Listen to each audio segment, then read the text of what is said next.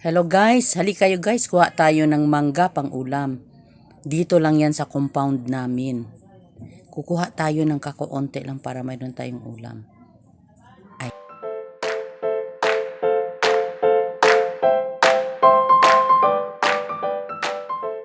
Yan, tama na ito. Okay, so ang una nating gagawin, huhugasan natin ito. Yan, hugas-hugas muna. Tapos after this, balatan natin. Ayan.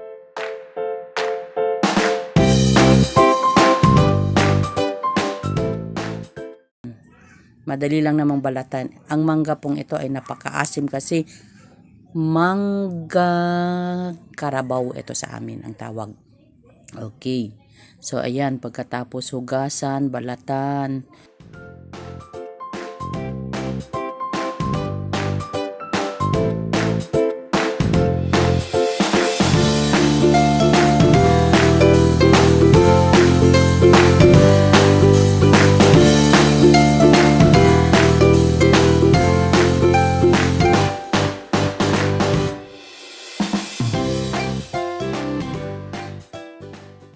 And then, i-chop-chop po ito ng pinong-pino.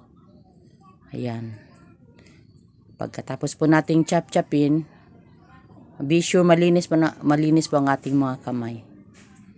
Kasi tayo din ang kakain nito. Ayan po. Ayan. Tapos,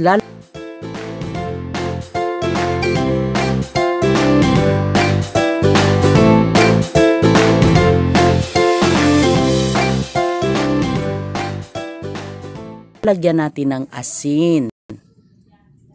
Ang purpose nitong asin ay para mapiga natin at matanggal natin yung kanyang asim. Kasi napaka-asim po ng manggang ito.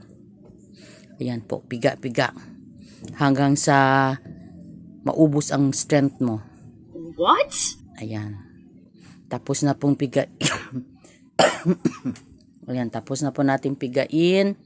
Yan po, medyo natanggal na yan ang kanyang asim. Tapos lalagyan na natin ng mga lamas. Ayan po ang ang ilalagay namin ngayong lamas, isang kamatis at isang maliit na bawang lang. Actually po, pwede po itong lagyan ng bagoong para mas masarap.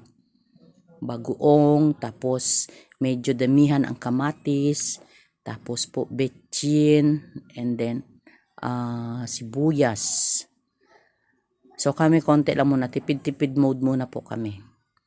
Ayan, tapos halo na tayo. Haluin natin ng maigi.